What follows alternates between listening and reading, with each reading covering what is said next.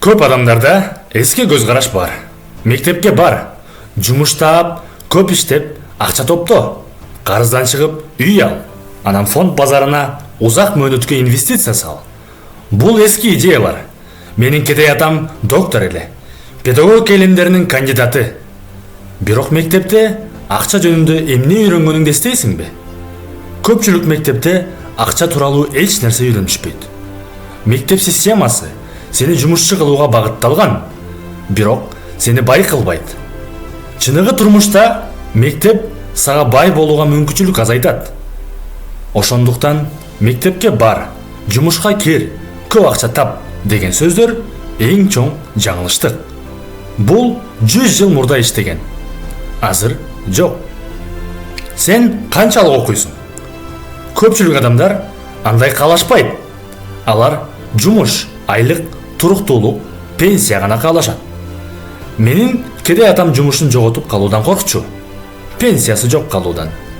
Ал эми менин бай атам, мени эң жакын досумдун атасы мага байлардын ой жүгүртүүсүн үйрөттү. Эгер бай атам, кедей атам китебин окуган болсоң, бай атам мага айлык төлөбөй турганын айткан. Ал айлык сенин өмүрүңдөгү эң коркунучтуу нерсе экенин түшүндүргөн. Айлык алганда сен акчага көз каранды болосуң. Жалданып иштеген кул болуп каласың. Ишкерлер айлык үчүн иштебейт. Сен ийгиликке ачка болсоң, аны кантип жасоону ойлойсуң. Менде акча жок болчу. Көп жыл бою жок болду. Бай атам дал ошону туура деп айтты. Айлык албай туруп, ачка болуп, акылдуу болуп, мүнөзүңдү сыноого туура келет.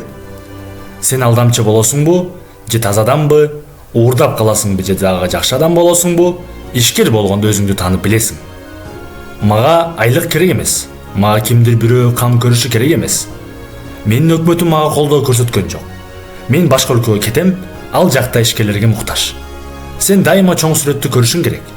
Ошондо эле жаман окуялар болуп жатса дагы жакшы нерселер болорун билесиң. Эгер кийинки 20 жыл мурункудан айырмаланбашы керек деп ойлосоң, чоң жаңылыштык. Чынында бай адамдар сен билген нерсеңди башкаларга айтпа, кедей бойдон калышсың деп айтышат.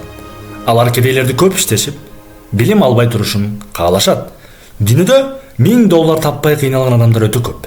Себеби алар аны жасай алышпайт, интеллектуалдык, эмоционалдык жактан. Кедей адамдар ар дайым болот, анткени алардын башында ушундай ой бар. Көпчүлүгү каталарды жасоодон коркушат.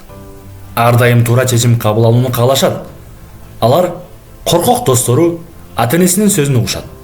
Коркушат, жаракат алышты. Бирок ийгилик ката жасоодон келет. Алар ката жасабайм деп окуудан да калышат. Мектепте ушундай үйрөтүшөт.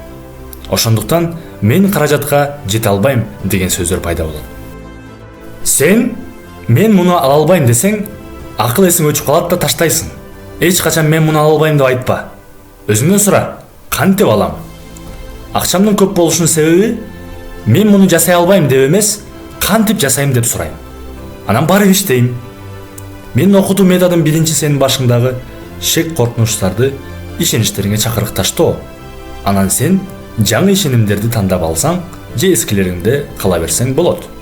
Акча үчүн иштегенде сен кызматкердей ойлойсуң. Айлык алганда мээң өчүп калат. Ишкерлер акча үчүн иштешпейт. Ишкер болуу бул бизнес кылуу эмес. Бул биринчи кезекте ой жүгүртүү, көндүмдөр жана эрежелер топтому, өзүңдү өнүктүрүү. Көп адамдарга финансылык сабаттуулук жетишпейт. Чыгымдар менен кирешелерди эсептөө, салык, кредит, инвестициялар, мунун баарын билиши керек. Бирок мектептерде мындай нерселерди окутушпайт. Жаштардын эң чоң катасы алар болгон өздөрү жакшы көргөн ишти гана кылгысы келет. Мындай мамиле жашоодо иштебейт. Анткени кээде адам сүйбөгөн нерсени жасашы керек. Адамдар мен китеп жазгым келет дешет. Бирок китеп жазууну жек көрүшөт. Бирок ал нерсе алардын өмүрүнө маанилүү. Ал алардын максаты. Мен өзүм каалабаган нерселерди үйрөнгөм. Салыкты, карыздарды, камсыздандырууну. Окууга барым келбесе да баргам. Ошентип, жаштар эң чоң катасын жасашат, жакпаган нерселерди жасагысы келбейт. Сен байлыкка жетүүнү каалабасаң, анда өмүр бою кедейчилик жана шек менен жашайсың. Мен эркиндикти тандадым. Жана бул коркунучтуу угулса да, мен акча жасоону жакшы көрөм. Эмне үчүн акчаны үнөмдөйсүң? алар триллиондор менен басылып жатат. Менин китебимде биринчи бетте жазылган. Акчаны үнөмдөө сени бай кылбайт. Бул чындык. Сен муну жакшы билесиң. Акчалар доллар, евро, рубль сыяктуу мамлекеттик валюталар жалган чыныгы акча эмес. Муну сактоонун кереги жок. Алар коррумпирленген триллиондор менен басылат.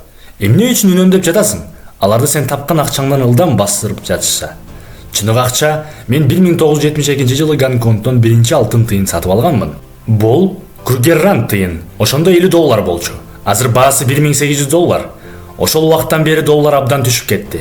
Сага банкка акчаңды сактоону айтышат. Ошондуктан мен бул акчаны эч качан коротпойм. Бул менин байлыгымдын негизи.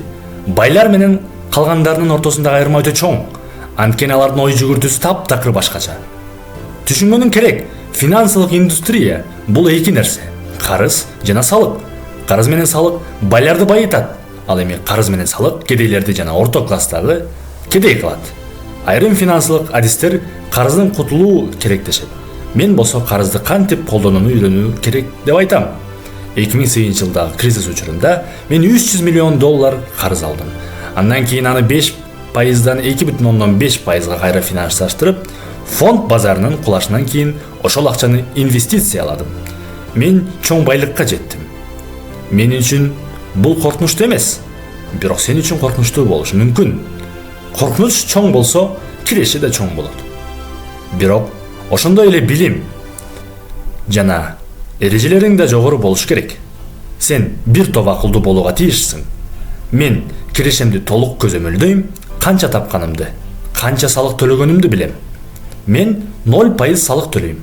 Жумушчулардан айырмаланып, алардын салык салымы 30-50%. Мисалы, миллион тапсам, аны түз эле кыймылсыз мүлккө инвестициялайм. Миллионду мүлккө салсам, банктардын 4 миллион алам. Анан кайра инвестициялайм. Ошондуктан мен башка банктарды жакшы көрөм. Башкалар аны жек көрүшөт. Анткени банктар аларды алдап жатат.